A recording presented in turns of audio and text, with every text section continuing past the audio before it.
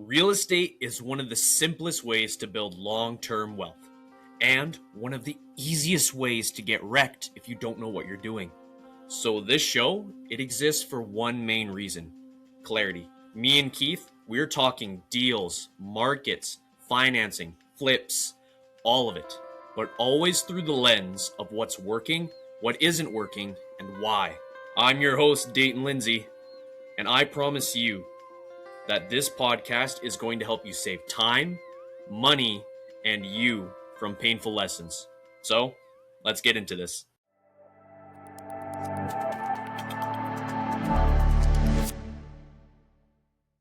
This episode was 30 minutes as well. So we gotta keep this one under 20 minutes. Okay. At most, maybe, possibly. All right. So with that being said, we're just gonna jump right into this questions. There will be no more chit chatter. Question 1: how does double close funding actually work? Easy. You are temporarily, for the time that it takes you to sign your signature, you are owning the house during that time.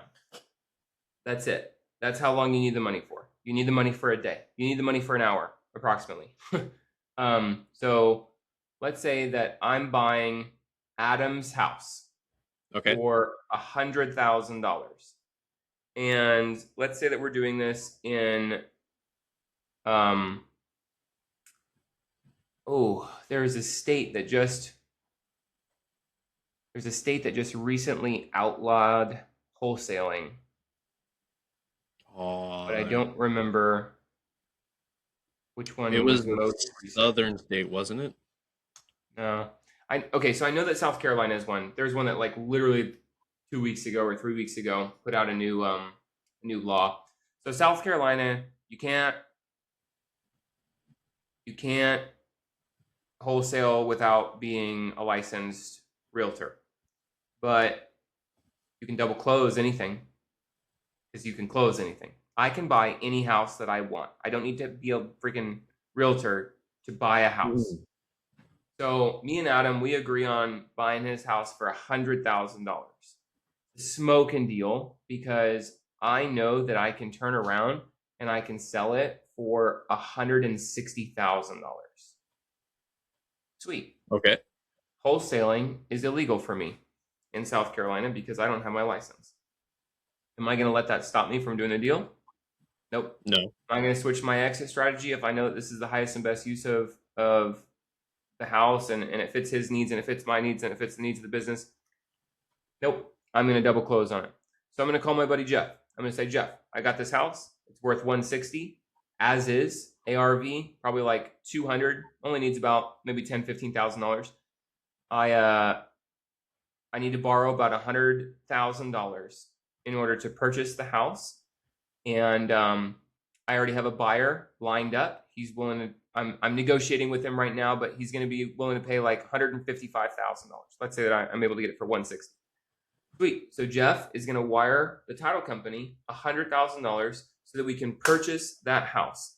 And then wham, bam, thank you, ma'am. We're signing that house directly over to Charlie, who I'm selling the house to. And then Charlie's money is also already in escrow. And so Charlie then buys the house for me for $160,000. They're going to take that $100,000 from Charlie's money. 100 of it goes back to Jeff, plus whatever, 4%, $4,000 for borrowing it for an hour. So he gets his money, and I'm left with $56,000. That's how transactional funding works.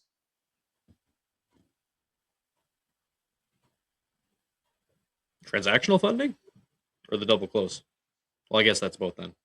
Yeah, so it's called a double close because people say like A, B, B, C. So Adam is A. That's actually why I chose the names that I chose. Adam is A, and Charlie, I did call him Charlie, right? I already forgot the name. Yes, you did call him Charlie. Okay, cool. Charlie is C, and I'm B. I'm letter B. So you have an A-B close. A is selling it to B, and then B is selling it to C. Okay. So it's a double close. We're closing the same house twice in one day. That's what's called a double close. Okay. And sometimes it's even 2 days. As long as it's within 24 hours, it's considered a double close. I've never seen anything longer than 24. Maybe, I don't know, maybe somebody out there has had it over a weekend and it was 72 hours. But point being, you're only owning the house in between the strokes of the pen from the time that you buy it to the time that you sell it. That's the only time the money needs to be in escrow. And Okay. you're using transactional funding. Because it doesn't really matter, like your loan to value and your debt to income and your credit score and what you can rent it for and the appraisal and the home inspection. Transactional funding, I don't give a crap about that. Do you have somebody under contract with funds in escrow at a higher amount than what you're buying it for? Like basically that plus you having a pulse is all they need. Give me some wiring instructions and there you go. Transactional funding is the easiest thing ever. Okay. Simple enough question then. Simple enough process. Yep. What can you do if you want to make an earnest money deposit, but you're strapped for cash? Make your earnest money deposit smaller. A lot of people think that That's you it. need Not even like the one to not just from 3% down to 1% then. yeah. So a lot of people think that they need like $1,000. It's like in some states it's customary to put 2% of the purchase price down. Okay. So $400,000 house, that's $8,000 as earnest money. Dude, I am not gonna put down $8,000 no matter what. The most I have ever put down was $1,000, and it was on a $1.21 million purchase. Oh, okay. So you Let don't that even have to sink go in. by percentages of like the profit or um, My buying of the my house. purchase and sales agreement actually has a default of $1. Like it's hard coded. Like it's not even a variable thing that I have to fill out when I'm sending a purchase and sales agreement. It's just one. You can't change it. It's hard coded. It's not a form field. It's just there. $1. I've been closing houses. This all came from well, actually, it was if you are coming to this podcast recording from the last one, I said from 2016 to 2017, I was doing all this transactional funding, proof of funds, and the whole shebang like that. Around the same time, in the same area, actually at the same RIA as the guy who was teaching me to do that transactional funding shenanigans, I met another guy who kind of became a little bit of a quasi mentor of mine, and he was known as the $1 man. Hmm. Since 1970 something, dude was like 80 years old. Since 1970, he had been investing in real estate, and he only put down $1 as an earnest money deposit. And I basically said, "You're full of crap. Everybody teaches 2%." It was in the DMV area, Washington, D.C. area. Yeah. Okay. Everyone teaches 2%. Like, this is a super hot market. It's very competitive. I've literally shown up to a house while another investor was leaving. I walked the house. While I was walking the house, another investor came to walk the house and give an offer. Like, you are literally passing each other in the hallways as you are trying to buy a house. I mean, it's super, super competitive. Mm-hmm. So I was like, I don't believe you. You're full of crap. $1 is not. Yeah, in the context of the super competitive market, like any investor, even just people that don't do investing, is like, okay, come on, $1 compared to a $2,000 earnest money deposit? No, Yep. a good faith. Like how is $1 good faith? Yep. I'll teach you. I'll teach you Okay, exactly what he taught me, because I called him out on it and he said, nope. If you ever came with me on one of my appointments, you would see why people accept $1. And so I challenged him. I said, when's your next appointment? He said, later today. I said, great. You got room in your car? Because I don't have a car. And he said, yeah. So he came and picked me up. We went to the appointment, and sure as crap, he got the property under contract for $1. And we talked about it the whole ride home, and that's how this got ingrained into my brain, $1 man. And then I got jealous, and I was like, I want to have a cool nickname too. I want to be the $1 man. Ever since then, I've always put $1 on my purchase and sales agreement as earnest money. Here's the reason.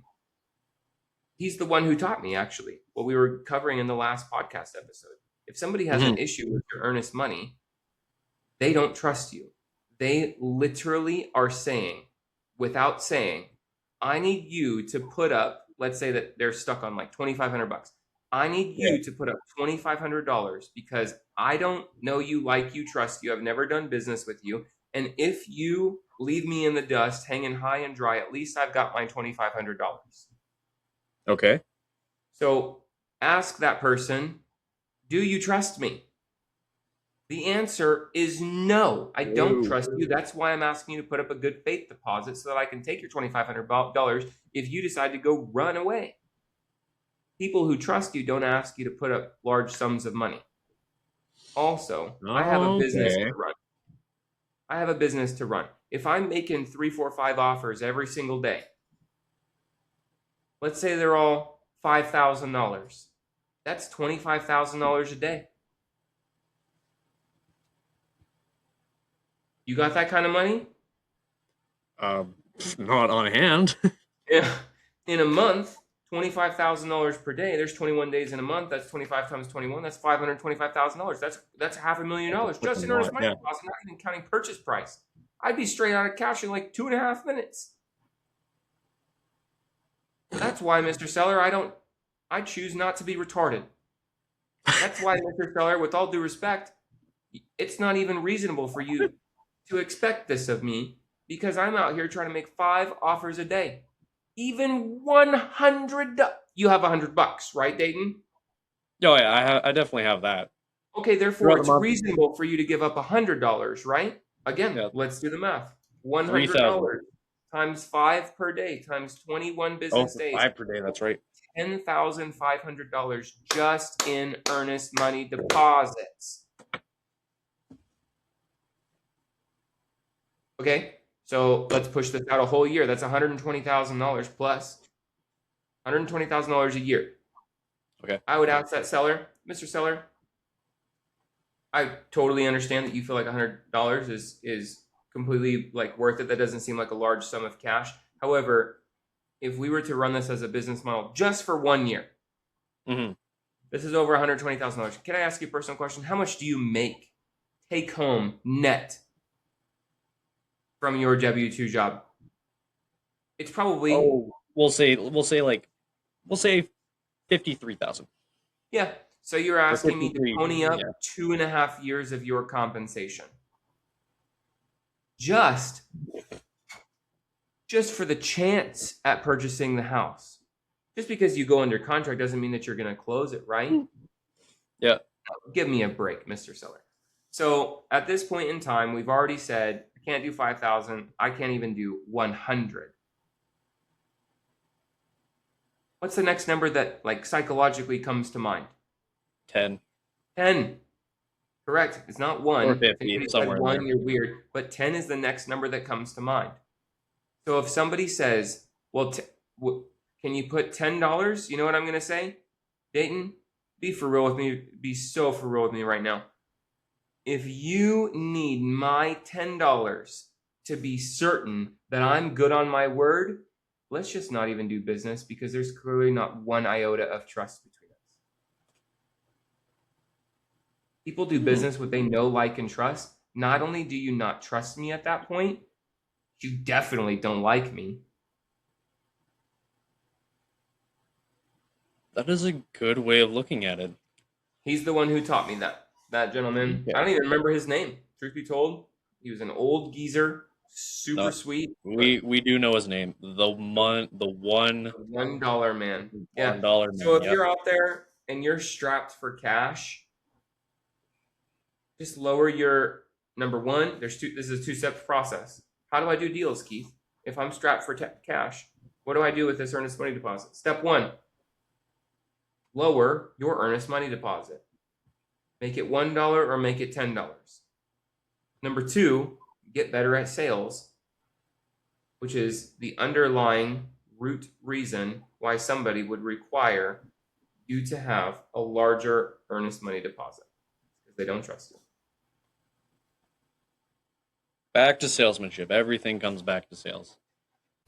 Quick aside, if you're getting value out of this, make sure to hit the like, subscribe, and drop a comment down below with what you want Keith and me to cover next. It helps the channel out a lot, and it tells us what you want to learn about. Anyways, back to the video. If there was one skill to learn in life, sales would definitely be it. Yeah. Everywhere I go, it's just sales. All right.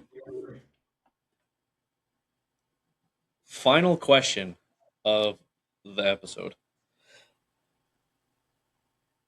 How do you go about private money lender sourcing?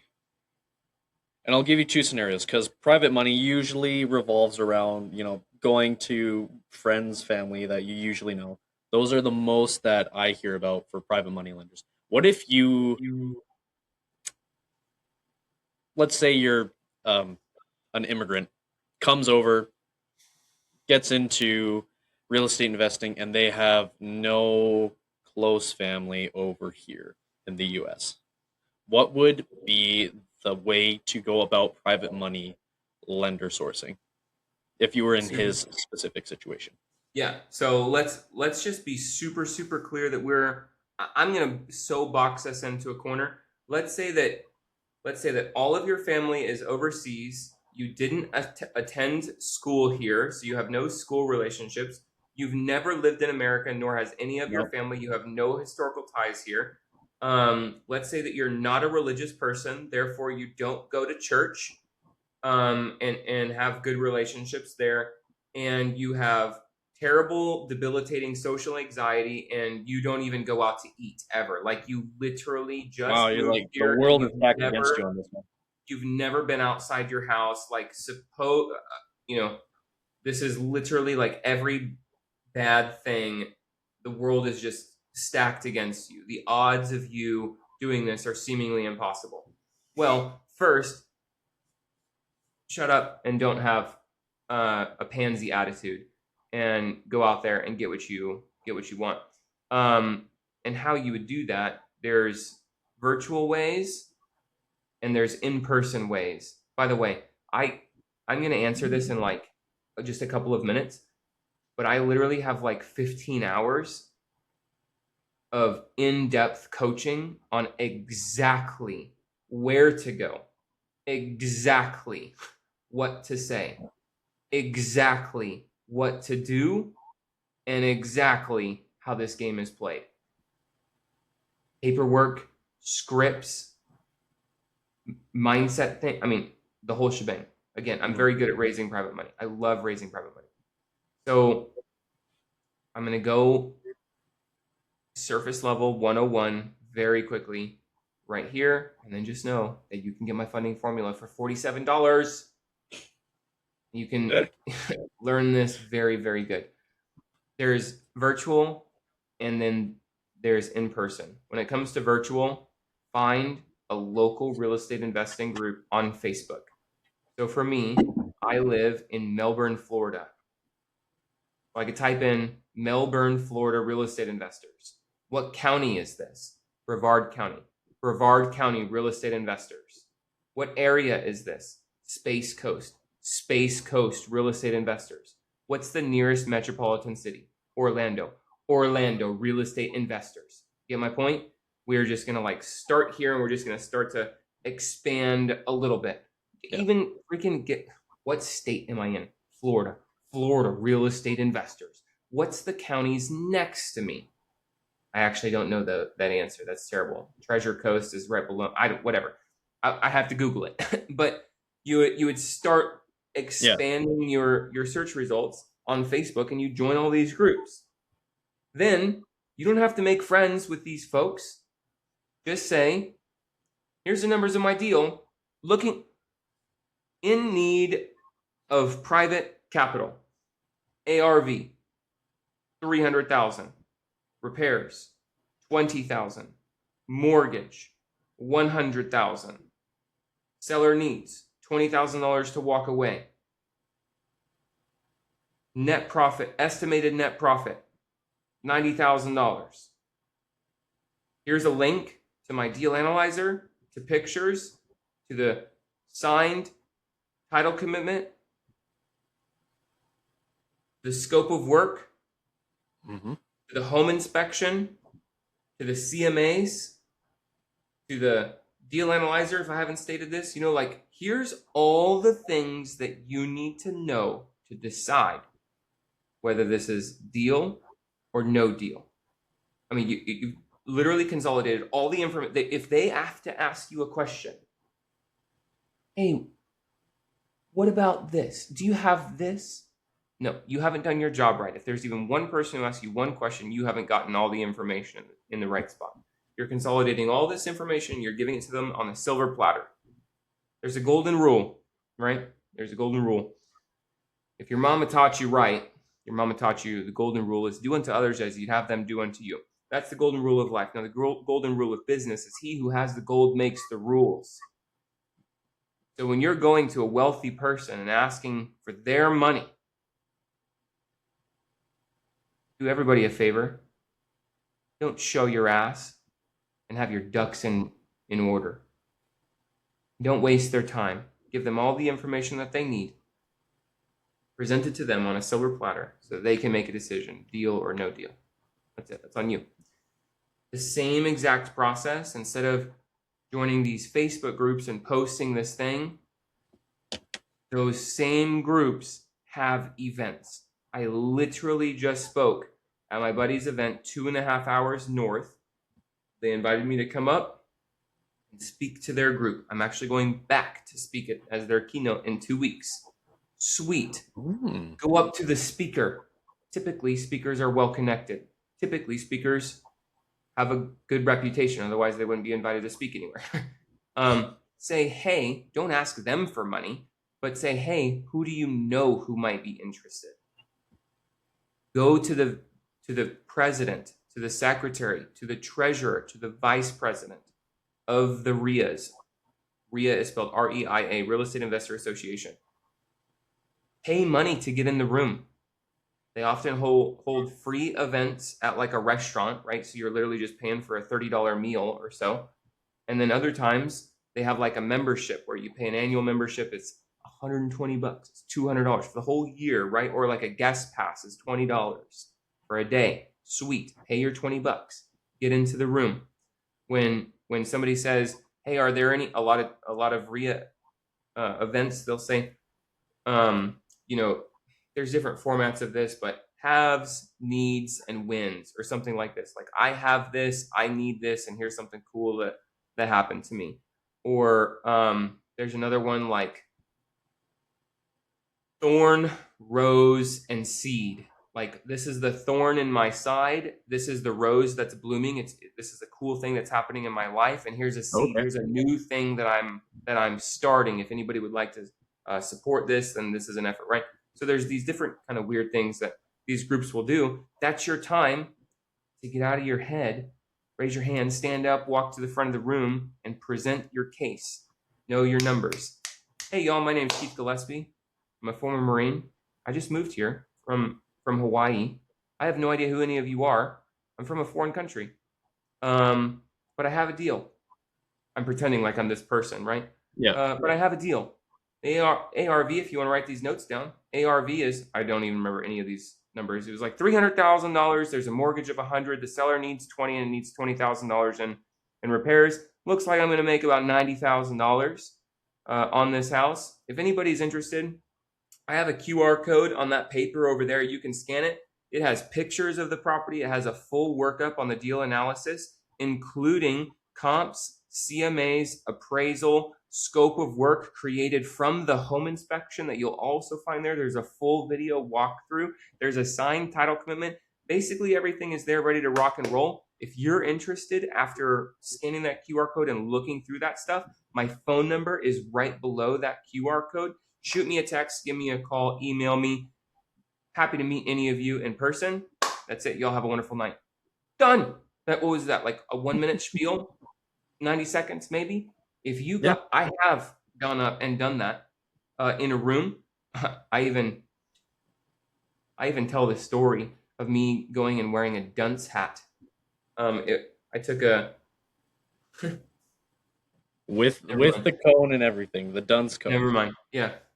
In order to get this story, listen, I'm not going to put this crap up on YouTube. In order to get the full story, you have to get the course. Yeah. Oh Yeah. God. I raised man, I don't remember how much I raised that day. I raised a lot though. I raised a couple $1 million.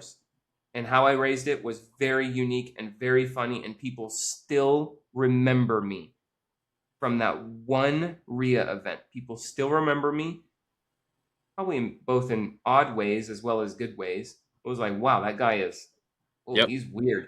While simultaneously saying, wow, that guy is not ashamed to do something crazy in order to hold your attention. Yep.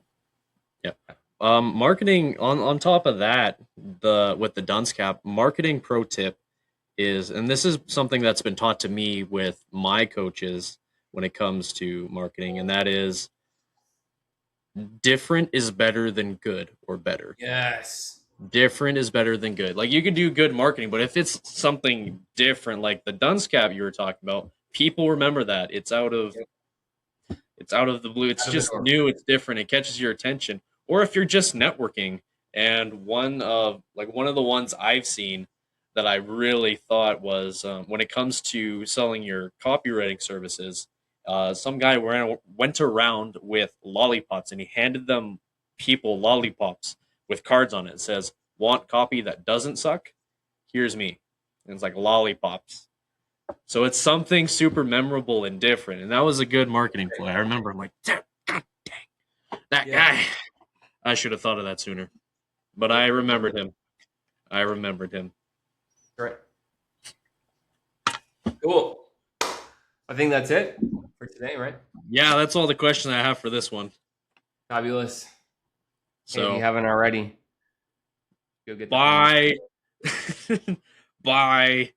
my course.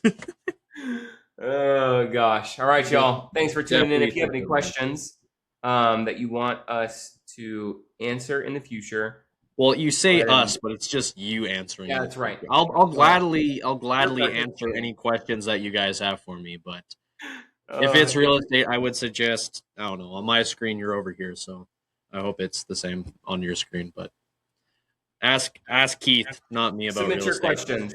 I like answering them. Anything else I'll answer. Yeah, there you go. There you go. Perfect. Also, hey, we did this weird thing on Saturday. It's probably not going to be on Saturdays because, like, I'm going hunting on Saturday with my son, so it's not going to happen this Saturday. But like maybe every week, every other week, I'm going to be going live on Facebook to answer questions as well. And so you'll get to ask me follow-on questions, secondary questions, things like that. Hopefully, I don't bore you.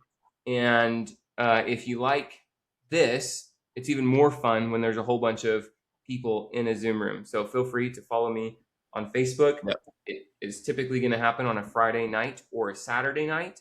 And if you're on our email list, the email list will go out letting you know when it's happening, give you the link and everything like that. Follow me on social media. It'll be there. Love to answer your guys' questions, either in a live format or by submitting them to the podcast. With that being said, I'll go ahead, keep my mouth shut. You guys have an awesome day. Yep. See you later, guys. Real estate isn't magic. It's a skill.